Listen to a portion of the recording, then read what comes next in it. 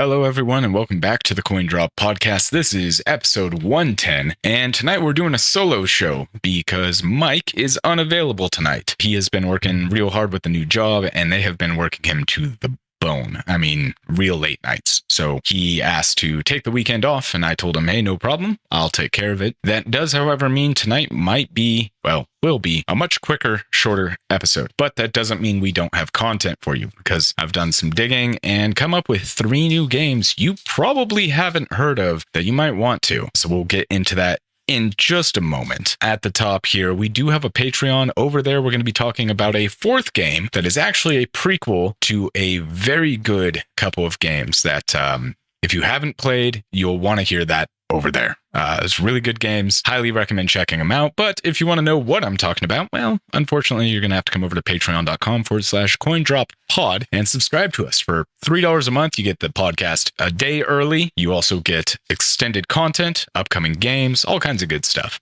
So consider supporting us if you can. It would be very appreciated. With that said, I do have a little bit of other information here for you guys. I meant to touch on this last week with Mike here. 2 weeks ago, we misspoke and said that Saber Interactive was part of the publishing or developing team for Vampire the Masquerade Blood Hunt. Very wrong. It was solely Shark Mob. Saber had no interaction with that game or that title at all. Meant to clarify that last time, did not, so my mistake. I didn't think they did, but at the same time, I didn't have that information at my fingertips, and I didn't want to stop the show to dig it up. Also, there will be no episode on the week of the 26th, so there won't be an episode the week after next. So you'll have the PAX episode the week after that. Hope you guys are having fun, and we're going to have a ton to talk about at the PAX episode, so that might be extra long because PAX just generally runs long as an episode, and on top of that, Gamescom actually happens right before I leave for Norway. So let's get into the content. So the first game we have tonight is a game called Ferocious, and I don't know if I missed this game. Apparently this was at Summer or Future Game Show. I was doing some digging on one of my new media aggregate sites and found this one, and I'm a little annoyed that I didn't know about it sooner, so I'm sharing it with you. Ferocious is, as far as I can tell, a solo dev game. The developer is OMYOG. No idea how that's supposed to be pronounced. That's the developer. It's being published by Tiny Build, who have published numerous games in the past to greater or lesser success, but they're a known indie publisher. And as far as I can tell, this is this developer's first title, and it seems to be a solo dev. I actually joined their Discord trying to poke around, and it seems like if it is not a solo dev, it is very small. However, that doesn't mean this game is small in scope. This is an FPS dinosaur survival game. And I know what you're thinking. You mean Ark? No, I do not mean Ark. I mean survival in the sense of Resident Evil style survival, where it is a single player narrative game that you have to survive. Ammo is probably scarce, health items, things along that line. Think Jurassic Park meets Far Cry.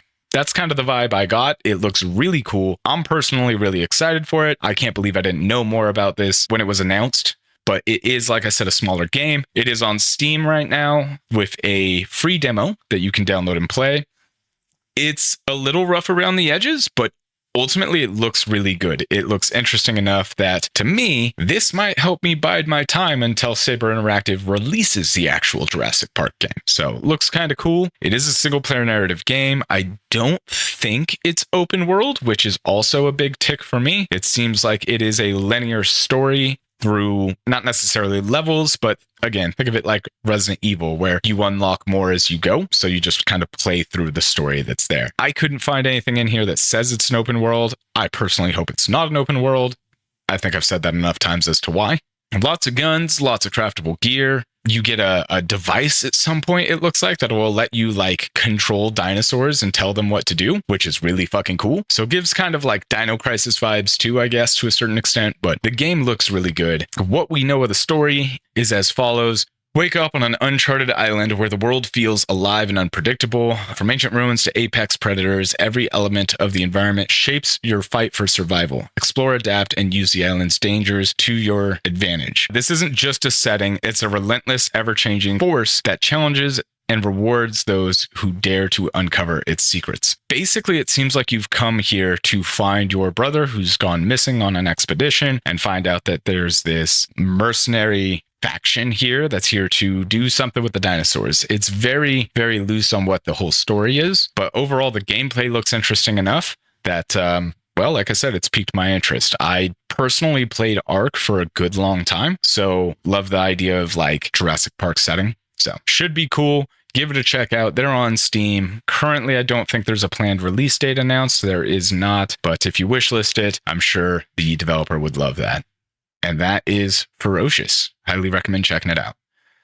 Next up, we actually have a game that is going to be at Gamescom this coming weekend. They are going to be showing off their first hands-on experience with this game, what they've got to play. This is Norse Oath of Blood, and this is being published by Tripwire Presents. Tripwire is the company that makes Killing Floor. They made the Killing Floor games. Tripwire Presents is their like indie focused publishing company that like tries to find indies and make them more well known, such and such. This is Arctic Hazard. And they are a relatively new indie team based out of Norway with industry veterans. This particular studio was founded by two veterans who worked at Funcom. I believe they worked there together, but I don't know. I couldn't find that information. They worked on games like Anarchy Online, Age of Conan, and Dreamfall: The Longest Journey, all of which fantastic games. So they cut their teeth with some great titles, which leads me to believe that this game will be pretty freaking amazing. On top of that, this is a turn-based RPG that has Baldur's Gate style gameplay. Now, I don't know if they've built their own rule sets for how the turn-based play works, if they're going to go more XCOM, if they're going to go more D&D style with it. I couldn't find the information on what they were basing the rule sets off of. I imagine they're making their own, but again, don't know. It is set in historically accurate Norway. And what we know is that you play as Gunnar, sorry. I will butcher these names. I do apologize. I don't have the accent for Norwegian yet, though I've been working on my Norwegian. You play as Gunnar, who is forced into exile after his father, Jarl Gripper, is killed by Steinar Farspear. When that happens, they destroy his home, his people are scattered, and you have to find them, rebuild, get a warband together, and get vengeance for your father. So just bare bones, like straight to the point. Love the story. Story of vengeance, always very compelling and good. It's going to blend some interesting aspects, which will be cool, where, you know, Baldur's Gate and other turn-based, I guess with XCOM you kind of have it, but you've got like base building with XCOM. With this, you're going to have settlement. You get to rebuild your city, find your people, assign jobs to villagers to help like increase your production and resource development and stuff like that. So you've got like a city builder aspect to this, as well as the actual story, the RPG element, the turn-based combat. Seems like a really cool blend. I think that's going to make this a very interesting, unique game. It's also going to have very impactful choices where obviously, you know, again, you've got a very rich story here. They want to make the choices matter. They want to make you think your way through this game, which is also very cool. It is historically grounded, meaning I believe they've done a ton of research and a ton of work to make this feel like middle-age Norway,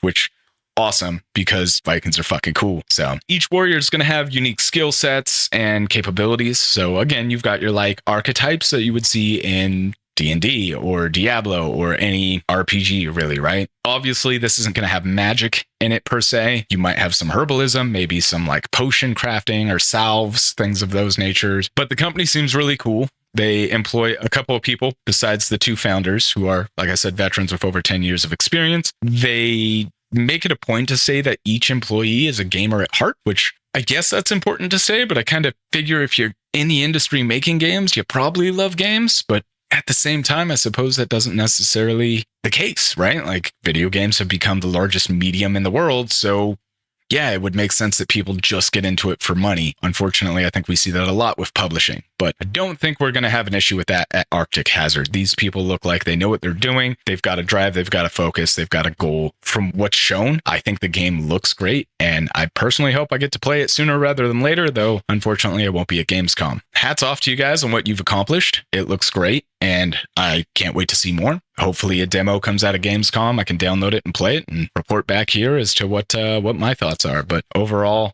very interested in seeing where the project goes. There is currently no release date for this game either. I think it's still pretty early in development, not crazy early, but we'll have links to this and, you know, all the other games that we're going to mention tonight on our show notes. So if you want to head over to their Steam page, give them a follow, keep an eye on the game. I think you'll like it. I don't really think I have a whole lot extra to say about this. I think I hit on all kind of the major points of it. Planned release date sometime in 2025. My guess is probably later in the year, closer to winter would be my guess. But hey, they could surprise us and turn around and say they're ready to present in the next couple of months. But as Arctic Hazard's Norse Oath of Blood. And the last topic I have for you guys tonight, wow, yeah, just burning through this. We're like 14 minutes in. This is what happens when you don't have a co-host on a podcast where you're supposed to discuss video games. You kind of get through the content a little bit too quickly. So unfortunately, that's just how it goes tonight. I wanted to get somebody in here to co-host with me, but there just was not a lot of space for that this week. Next week will be better. Hopefully this isn't too bad for you guys. I realize this is kind of like quick and to the point, but I don't know what to say when you don't have somebody to bounce thoughts off of, right? This last game is called Will Follow the Light. And funny enough, I came across this game similar to Norse, just kind of looking through stuff. It caught my attention for one main reason. A couple weeks ago, I said that I think it was actually last week. Maybe it was last week. I debated buying Sea of Thieves because I wanted to play some sailing game. Well, Will Follow the Light is kind of a sailing game.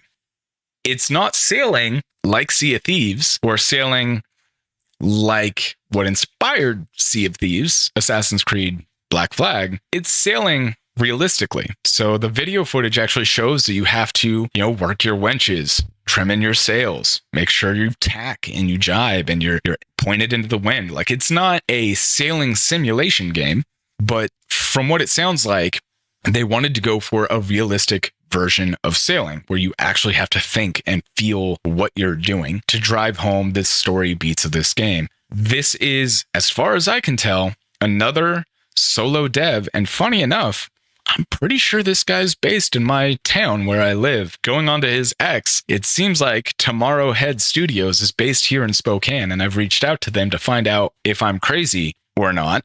And if they are based here in Spokane, I'm hoping to get them on the show so we can have them on here to talk more about Will Follow the Light. But for now, I'm going to give you what I've got.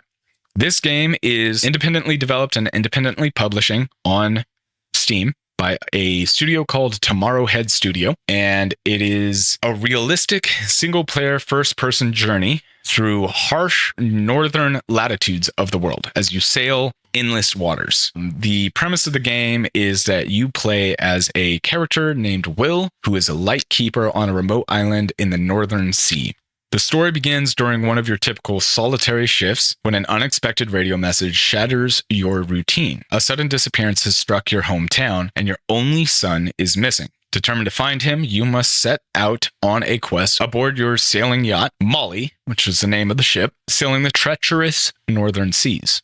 The harder you search for your son, the more questions arise. What hidden truths lay in your bond with your father? Where is your beloved wife? What has happened to your family? The answers are scattered across the unforgiving northern environment you explore. An abandoned island accessible only by sea, which isn't all. It's like all islands. I guess technically, if it's large enough, you could put an airport. Anyways, scattered across the unforgiving northern environments you explore, an abandoned island only accessible by sea, a mountain range traversable by sled dogs. That's going to be cool. We'll get to that in a minute. And your home now standing among ruins and accessible only on foot. Through the journey, you discover and confront truths about yourself, whether you're ready for them or not. All of this to save your son or yourself. Interesting game. I like the premise. I like the story. Seems like it could be really cool. It looks a little rough around the edges, but overall the game looks really cool. The atmosphere of sailing looks really fucking cool. I'm watching him turn the winch on his sails, tighten down, reef in the sails, as they say. Very fucking cool. I am really interested in this and where they go with it. It is like I said, it's a single player first person narrative game. So you're going to go through story start to finish. There's puzzles involved. I would love to talk to the developer of this game because it says that they have realistic yacht management crafted from real world voyagers. So I don't know if he's done interviews with people that have crossed the Northern Sea, or if he or she, whoever is developing this game, if they have actually gone sailing themselves and done things of that. Now, I've never sailed across the ocean, but I've sailed in what most people consider the most treacherous waters in the world, which is the San Francisco Bay. And for those of you who are like, well, why would a bay be that treacherous? San Francisco Bay is one of the most dangerous places in the world to sail because of the way the land is set out there and the way the tides work. The tide changes very rapidly, and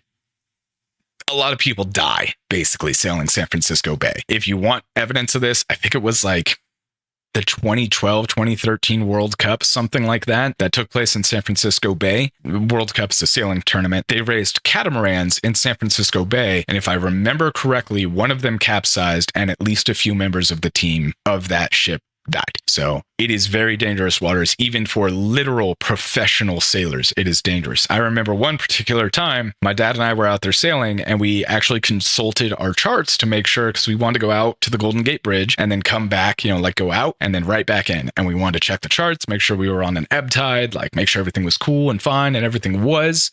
And then it wasn't. Right as we started coming back in under the Golden Gate, the tide shifted and we were on a flood tide.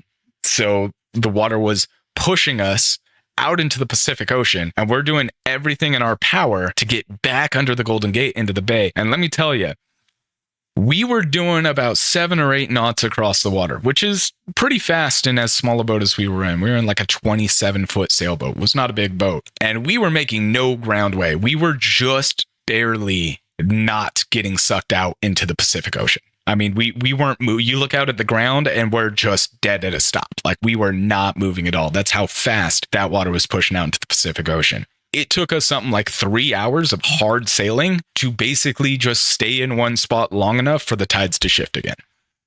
Real fucking dangerous, real fucking stupid. we got back to the dock after that, and we were just done. We were exhausted. We docked, we got off the boat and just ate some food and collapsed, man. I tell you, that was exhausting. So I'm really curious to see how sailing works in this game, because again, I'm not a seasoned sailor, but I've dabbled. I would like to say I'm adept. I understand sailing. So I'm really interested to find out how deep the sailing mechanics of this game goes. They do use a lifelike nav system for the game. So you will be using lat and longitude coordinates for sailing and navigating, which is really cool. Thematically, the game looks really good.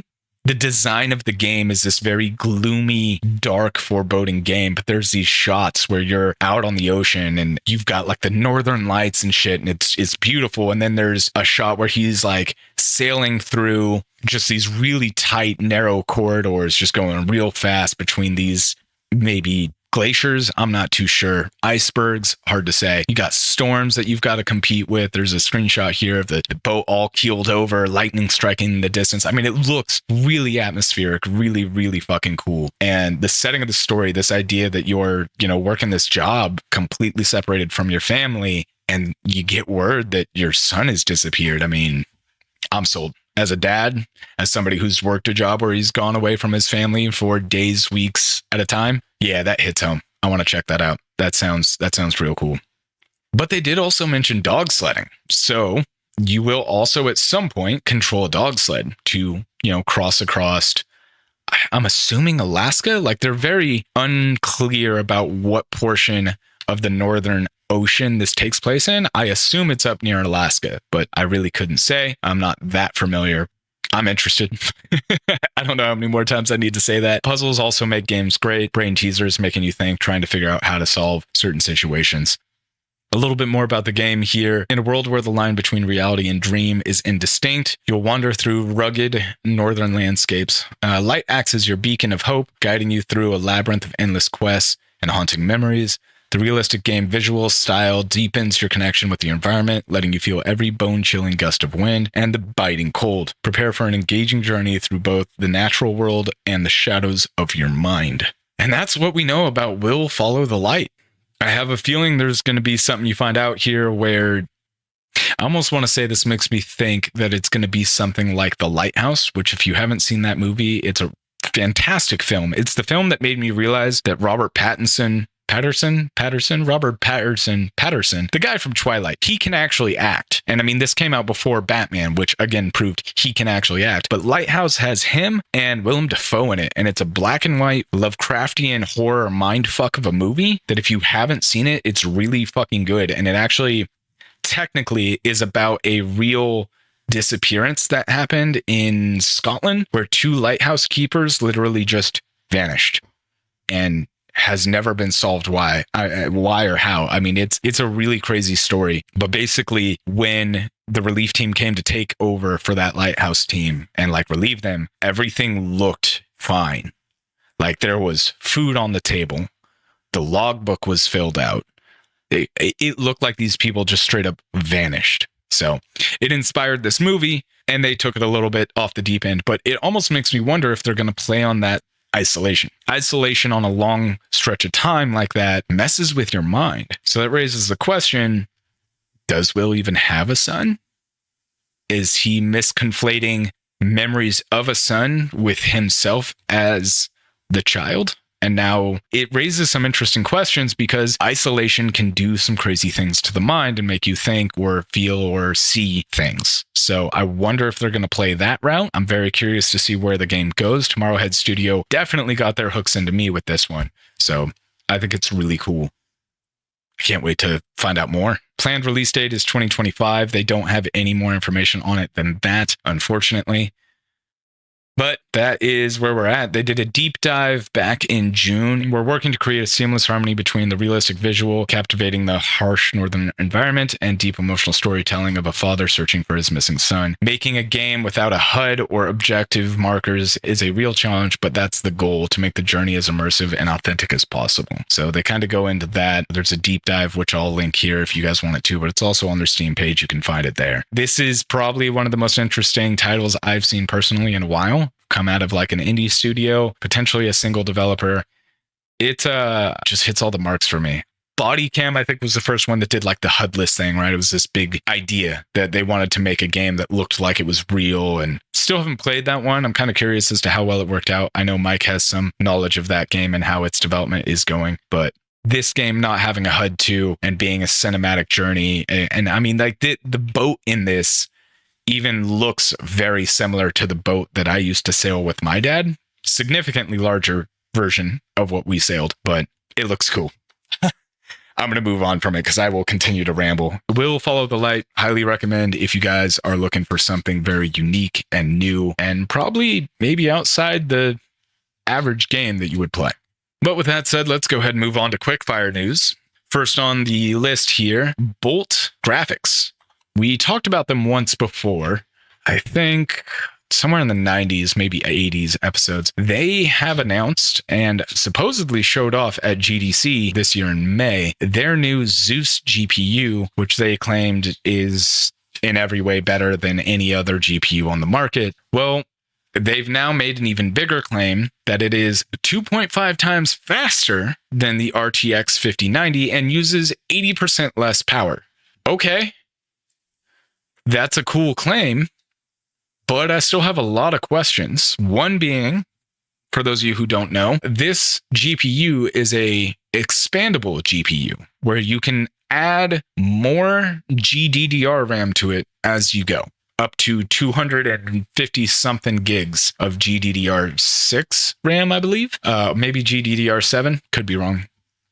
Either way, they're not clear on one, who this graphics card is for, because if it's for gamers, good luck selling it to gamers and getting developers to support it. As somebody who used AMD cards for a long time, most games are built for or around NVIDIA GPUs. So yeah, no games are going to be optimized for it. So is this for workload? Is this for AI? What is the idea behind this GPU? Because it just genuinely doesn't make sense to me. Just because you say on paper it's 2.5 times faster and 80% less power consuming doesn't mean it's actually going to be that. So I think it's an interesting claim from a nothing company. It's a nothing burger, I guess is the best way to say that. They're making a bunch of claims without any actual statistics to back it up. It's basically, hey, this is what it says it'll do on paper. So obviously not that terribly impressive. But moving on to something that is impressive, Steam is releasing a new update for the Steam Deck, and it's a big one. Update 3.6 is going to bring a whole host of betterness to the Steam Deck. We're talking a refined, more intuitive and responsive UI. We're talking new code that's going to help run games more smoothly, increasing refresh rates, reducing stutters, especially on the more demanding games like Cyberpunk 2077. I don't know how much it's going to affect that, but they are basically writing the Steam Deck OS with new code so that it'll enhance these games. Maybe God of War will see better. Who knows? It's unclear right now, but that's their claim so far. This will also lead to more support for more games, meaning a expanded on-deck playable library. So that's very cool. Always up for more games. They're adding a new intelligent power management system that will supposedly help extend the amount of time you can game on a single charge. I'll believe it when I can see it. 3.6 is supposedly coming soon, so I will get my hands on it probably on my trip to Norway, and I'll let you guys know what I think. Probably the PAX episode I might mention up if it's out by then. There's also going to be a more robust app store that's going to include non-gaming software. I'm not sure what that's going to entail. I know personally I have a software on Steam called Dungeon Painter Studios, which I was using to make like custom D&D maps for a while. So maybe that, but I don't know why you would want that on Steam Deck. I guess if you're plugging it into the dock and using a mouse and keyboard, sure. Who knows? I don't know what else is on Steam outside of, their gaming stuff, because I pay attention to the gaming stuff. But maybe they've got like some editing software and people want that on their deck. Who knows? It's also going to increase customization options for controls. They're very broad on that. I don't know if that means they're going to function it the way they do with Steam on the PC, where you can select control layouts, or if you can just go in and remap keys. And they're going to improve Cloud Sync. That's a big one for me because Steam Deck Cloud Sync has been pretty bad in my experience. So I hope that is a big change, because it's really frustrating to start a game on Steam Deck and then stop, get home, go to my computer, and then try to start my game, and it'd be like, yeah, no, sorry, we're not, it's not here, your file's not here. Then I have to go get my Steam Deck and turn it back on and then look at it and force it to sync. It's just easier to play Steam Deck games on Steam Deck and not on PC. So I'm hoping this improved Cloud Sync will fix that. Witcher 4 introduced us to nanite foliage from Unreal Engine 5. Well, someone has recently been fiddling with nanite foliage, and if you're not familiar with that term, you should check out UE5's State of Unreal, where they talk about it with Witcher 4. So you should check that out because it's pretty damn impressive. Someone has pushed it to 11 and has run a truly impressive 200 trillion polygons at 16K at 30 FPS using nanite foliage. And holy shit, the footage is amazing. It is incredible detail that, like, there's crisis level of foliage and like being in the world, and then there's, oh my god, am I in a drone right now flying over this portion of the world? Like, is this real? Because man, does it look pretty damn good. And it's 200 trillion polygons running at 30 FPS at 16K. That's insane. It's absolutely insane. Technology, man, is getting out of control. Nanite foliage is going to change everything for video games moving forward. Like, nanite in general. Unreal continues to make their engine just the obvious choice for anybody who wants to do any level of realism in their game. It blows my mind people still aren't using Unreal. Like, I don't get it. It's a great software in my opinion. Also, just from a user experience, I enjoyed it. Good guy Nintendo continues to be a joke. I genuinely don't know what else to say about Nintendo at this point, other than why do people continue to support them? They recently told a charity speedrunning event that they're not authorized to use their games during that event anymore. This event's been going on for 9 years, and Nintendo's like, nope, no more. You can't use Mario to raise money for charity, or we'll sue you. Cool. Great work, Nintendo. Yeah, Mike likes to say fuck Ubisoft. I'm signing off from now on with fuck Nintendo. Continuously, just the worst people in the world. I just don't get it. I don't. I don't even understand. Like they tried to shut down Pal World. I think they have shut down Pal World. I know they've thrown like 3 or 4 different lawsuits at them at this point. Maybe I'll have to look into that and report on that. But I don't understand what happened to Nintendo that made them become what they are. But here we are. Nintendo doing Nintendo things. Stalker 2 is getting DLC that's going to come with a ton of new content. They didn't really elaborate on what that content is, so that's a little upsetting. They did mention joinable factions, so that's kind of cool. I guess we'll find out what that is. But they did say it's going to be a lot of new content, so, look forward to that if you're a Stalker player. I've still got to finish that game. It's a really good game. I need to get back to it. It's just another one of those games that's so damn big. No release date on that expansion or that DLC right now, but I'm sure we'll have more information eventually. And Darksiders 4, we told you that was announced, teased, I guess, at THQ Showcase. Well, apparently there's been a leak from some listings that suggest the game is going to have split screen as well as online co-op. Awesome. The question there is it going to play like Genesis, which is the ARPG, or is it going to play like the mainline titles? My thought is it's going to play like the mainline titles. I need to play through 2 the rest of the way and 3 and then play Genesis, and then maybe I'll have some more information. By that time, the game will probably be out and it'll have told us. Darksiders, again, if you have not played this franchise, it is one of the best ones that I have played that is Zelda-like. And it's just, the voice acting is amazing. Mark Hamill is in the first game. I can't remember if he's in the second game. Don't know if he's in the third game, but it's a great setting. It's a great story. A lot of fun. Highly, highly recommend it. Moving on, BioWare tried to get EA to sign off on making a Dragon Age Legacy Legendary Collection, kind of like they did with the Mass Effect trilogy. And I guess EA hates money. And they said no. I don't really. They greenlight Veilguard and the mess of a game that was, but let's not re-release Dragon Age Origins, Dragon Age 2, and Dragon Age Inquisition and just print money. I think they're taking a page from Nintendo's book here. Let's not give the fans what they want because we don't want that money. Yeah, that makes sense. Good job, EA. At the same time, I'd be concerned about a collection release like that.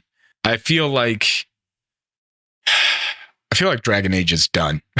I feel like that franchise probably isn't coming back, and it's probably best we just let it go because otherwise you turn into Assassin's Creed and you rake it across the coals until it doesn't even resemble what it was. So, yeah. That is unfortunately going to be where we wrap for tonight. So thank you all for listening and joining me on this solo episode. I hope you found at least some of this entertaining, interesting. Maybe you heard about a game that you want to check out. I think you should. I think Will of the Light is really cool. I think Norse Oath of Blood is really cool. And I think Ferocious looks really cool. I tried to find a couple of games that I think would really entice you guys and at least interest you. So if you liked it, let us know in the comments. And join us on Discord. All of our links can be found on our link tree. It's all over the place. Have a great night. And tell your mom I said hi. And fuck Nintendo.